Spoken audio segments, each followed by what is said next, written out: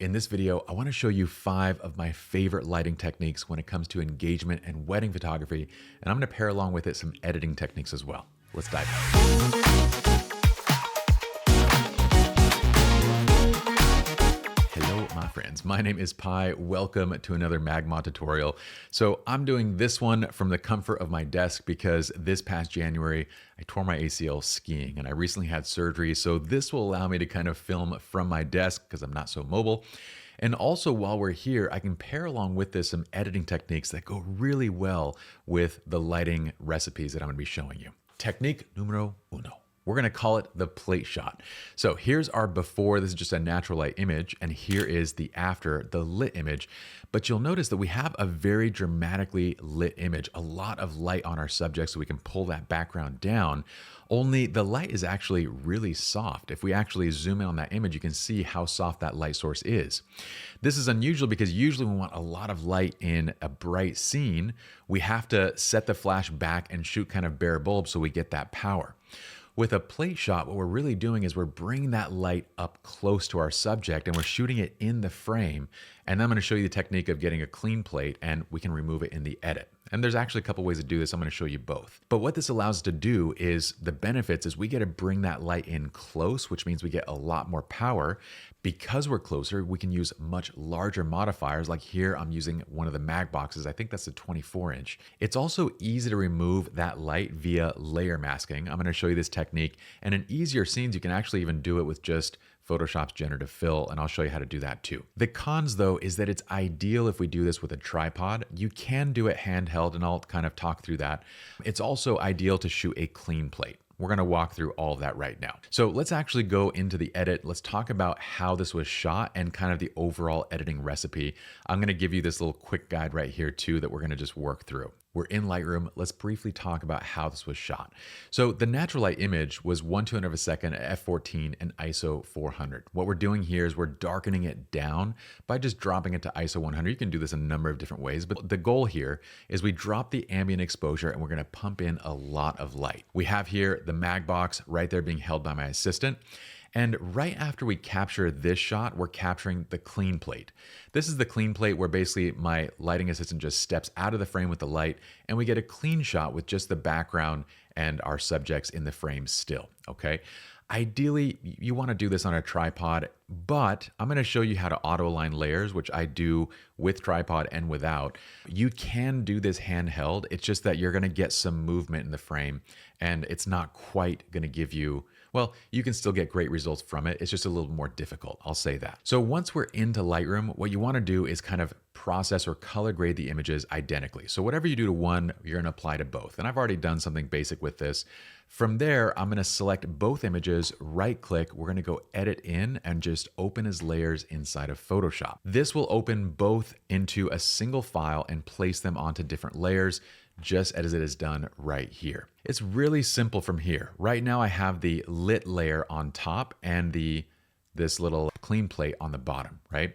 The first thing I'm gonna do, whether I'm doing this on a tripod or handheld, first thing I'm gonna do is just go to the edit menu. I'm sorry, my edit menu is way off to the left because I'm using a very big screen. So we're gonna go to edit, you're gonna go to auto align layers, and then simply select this auto adjustment right here. This is gonna align those layers. And this step is absolutely critical if you are doing this handheld. I like to do it both on tripod and handheld because even on a tripod, there's usually a bit of movement, but especially when you're doing this handheld, you must align these layers to get good results with this.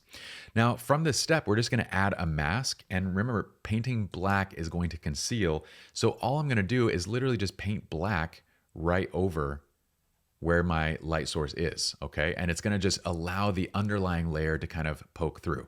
So all we're doing is revealing the underlying layer and masking out this top one. Now, make sure your flow and your opacity is set all the way up so it doesn't take forever to kind of like go through this process, okay? But that's really it. It literally takes 20, 30 seconds to do this. And usually I'll kind of get in a little bit close and make sure that the transition between the underlying layer and the top layer looks right. So kind of zoom in a bit, and in certain areas like this, I might press X just to swap my brush and kind of paint back a little bit and sort of massage until we get like a really nice, clean result, okay? Since, especially with scenes like this, where the water is kind of moving in the shot. But that's it. You can also do this. We can also actually bring this back to the center real fast, and I can actually control where I want the light to feather. For this, I usually like to adjust the flow down. So I'm gonna bring the flow maybe down to like 15%, okay? I don't know why it gave me that. Let's go 15%. Not 115%. Let's try that one last time. Perfect. So here, I'm gonna paint black, and what we're gonna do is just kind of feather off where the light is landing on the outside edge of the scene. So we can really control where that light is going in the shot, okay? That's it. All I would do from here is I have a couple dust elements since I was shooting so stopped down. So I'm just gonna remove those real quick, and we're gonna do a quick and dirty job of removing these. We're not gonna go in close. So I'm just gonna use the patch tool, remove those, and we're good. This is a simple 30-second method to basically remove your light stands. Now, there's another method with Photoshop Generative Fill. Usually on a shot like this one, I'm gonna close this out and go back to Lightroom for a second. On a shot like this one, where the subject is such a huge part of the frame, I don't like using Generative Fill because it leaves a lot of room for it to make mistakes. But on a shot like this one, which we're gonna work through in a second, I'm gonna show you that we can use Generative Fill. So let's do this quickly. I'm gonna just give this a real quick edit. So I'm just gonna go select any look. It really doesn't matter what we're using. I just want you to select a base look for the image. Okay, I might drop a little bit of the contrast, maybe raise up the black point a little bit. And I like where the temperature's at. Let's make sure it's straightened out as well. And then let's go ahead and pull that right into Photoshop. With this method, all we're gonna do is select, and you can use just a standard lasso tool, just select your lighting assistant with the stand. And I'm also gonna make sure that that flare is entirely caught in there too. With that selection, we're just gonna go Generative Fill and generate, okay? This is a very easy method and you don't even need to shoot a clean plate for this. This is when your light stand, when your assistant or whatever you're doing to light basically, it's smaller in the frame. We can use Generative Fill, and between one of these options, I mean, all three of these look really good. So I'm gonna go with that option right there. We'll do that one last thing and just kind of nix that dust that's showing up right here too. So let's just grab our little, yeah, it was a very bad job of that. Let's try it one more time. Okay, we'll kind of line it up somewhere. There, that's not bad. Okay, and I'm gonna save that out, and we have that method as well. I love this plate method because it allows us to do all those things, get a larger light source, get it in closer, get more power, and it's actually very simple to remove in the edit. It gives us a lot of flexibility when it comes to lighting. So again, here was that edit recipe. You guys can pause it, glance through it if you need. Let's go to lighting technique number 2. This is lighting from backside angles. I'm gonna show you exactly what this looks like, but in the result, what it looks like is an image that has more shape, more dimension. That image that we just worked on was kind of lit from the back as well. So the pros of this technique is that it creates shape and dimension in our shot. It preserves more of the ambient light because we're lighting kind of further off camera and kind of back towards the camera. And pairing this with the MagGrid is absolutely awesome. You get even more light control. It creates a lot more visual interest. The only thing here, the only con is I would say being careful with posing and placement. We need to make sure that the subjects are kind of posed towards that light, and I'm gonna show you. So lighting from this back angle looks like this. In that shot that we just edited, this is Marlise, and if you wanna check out this video, by the way, I have that video with Marlise. This was a challenge that we did called the Epic Flash Photography Photo Shoot, or whatever it is. That name right there with Marlise Hartman, great friend of mine. She's an incredible photographer. And so this is us going into Malibu and taking these images, helping each other out for this shoot. So you'll notice that I have her placed behind the subject. So the light is usually when we light, we kind of think about placing the light right here, like 45 degrees off of the camera, right? And this is where the light hits a lot of the background. It can change the look of the scene. But what we're doing is actually pushing it behind our subjects. And in this case, I actually have our guy, they're standing a little bit apart, and I have him like one small step in front so that his shoulder is not casting too large of a shadow onto her. And then we're lighting basically into her side. The result of this is images that they just have a lot more dimension to them, okay? I really love this technique. Let's jump into Lightroom. I'll show you kind of what it looks like. So this is that first image. If I show you where the light was, you'll see that it's positioned kind of around where he's actually at. She's actually a step or two in front, and we're lighting her up from the back left. And that's what's creating this beautiful highlight on her face, and it's also kind of catching a little bit of the side of his as well. For a shot like this, we're using the MagGrid paired with the MagSphere just to give us a little bit of diffusion on it, but you could just do this with the MagGrid if you wanted to be a little more dramatic. I would recommend on a shot like this one, just do a standard clean plate. And the reason is this background is so busy with that tree back there that if we use generative fill, it can potentially create a bit of issues. This is very similar. All we're doing in this shot is the exact same thing. We're placing the light kind of back against this wall and lighting from the backside on her face. And again, you saw that shot with Marlies helping me light right there. I did a little bit of a different edit on this one. It's a very punchy edit, but we just pull her out like I showed you guys. So just do the edit and you can use generative fill to remove. If you want something that looks a bit different, it has more dimension, more shape, I love this technique of kind of lighting from the back rather than just going from that standard 45-degree angle. Let's go to technique number 3.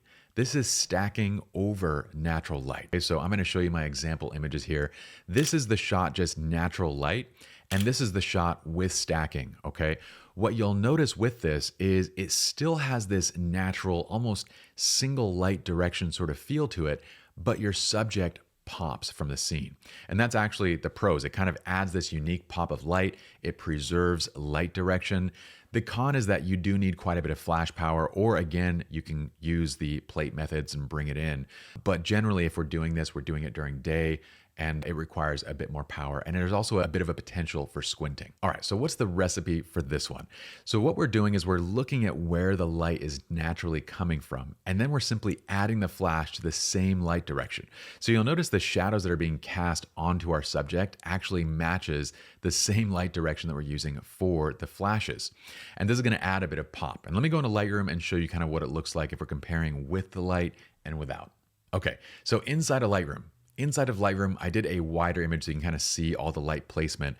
This is where the flashes actually are, right? So again, matching the same direction of light as the sun coming in. And these are basically at full power. You can do this one of two ways. If you want to kind of pin the light just to the faces, create more of a spotlight look, use the MagGrid, or just do this one bare bulb. It works totally fine as well. But check this out. This is without, and this is with. So this is my clean plate shot. You'll notice as I flip between these, this one was handheld. You can see the shift actually occurring in that, right? So again, auto align layers is really important here.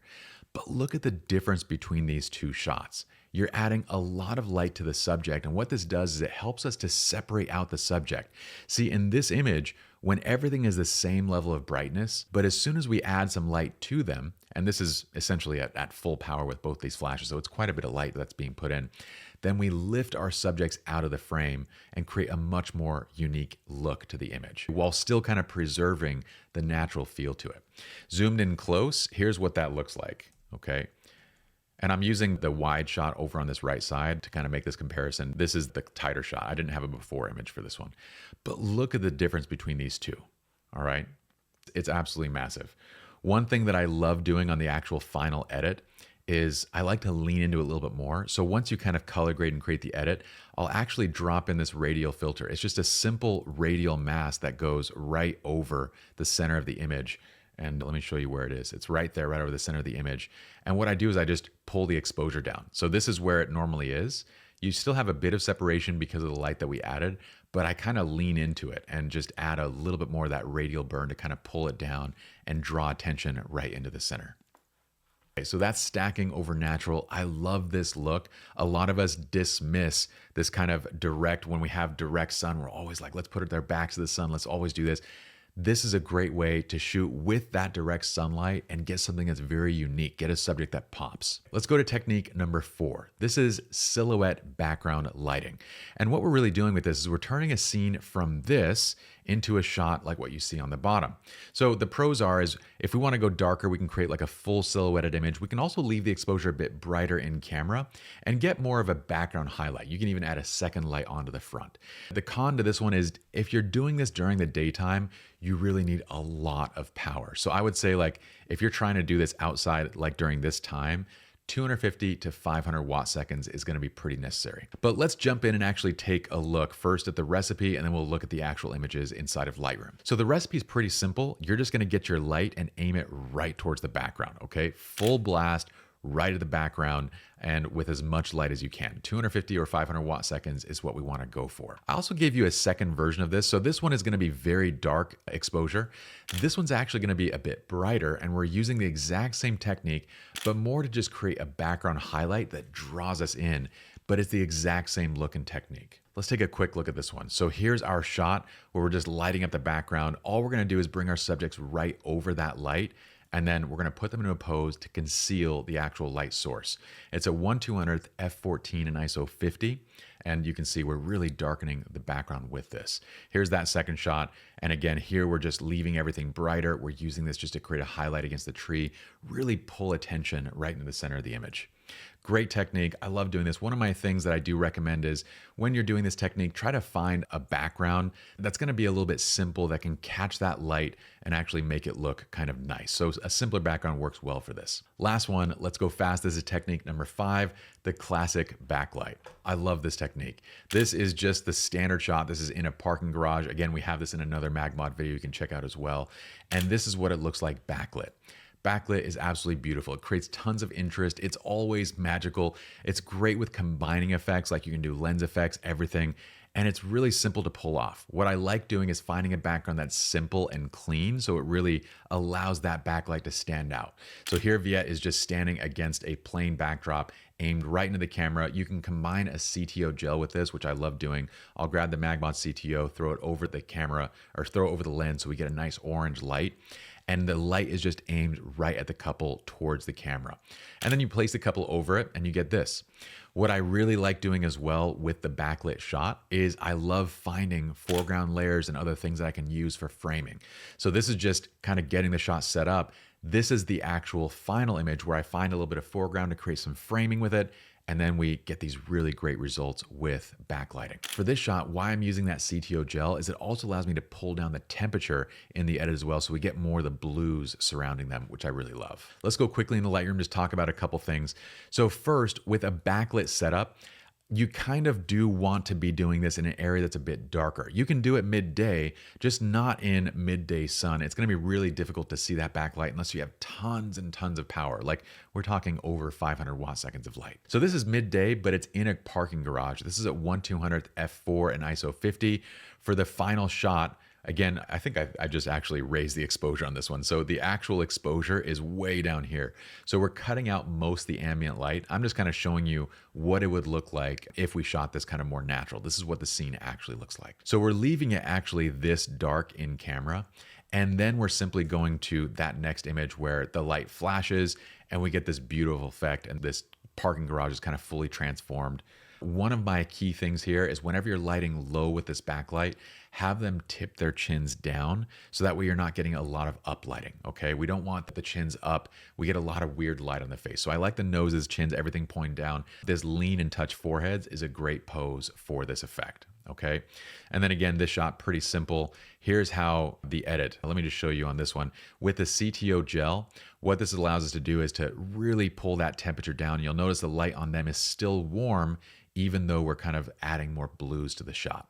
So that's all we're doing is we're shooting it warm on them so that way we can add more blues. And this is with the foreground effect in place. Notice again, the light's coming up from the bottom because I'm lighting kind of low against their shoulders, right? Directly behind them.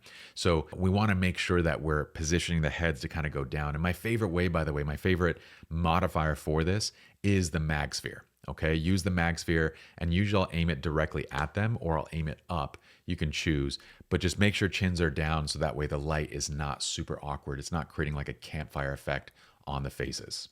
Friends, that is it. I hope you enjoyed. We'll link up all the gear that we used in the description of this video. I'd love to see you in the comments and we'll see you with the next one. Peace.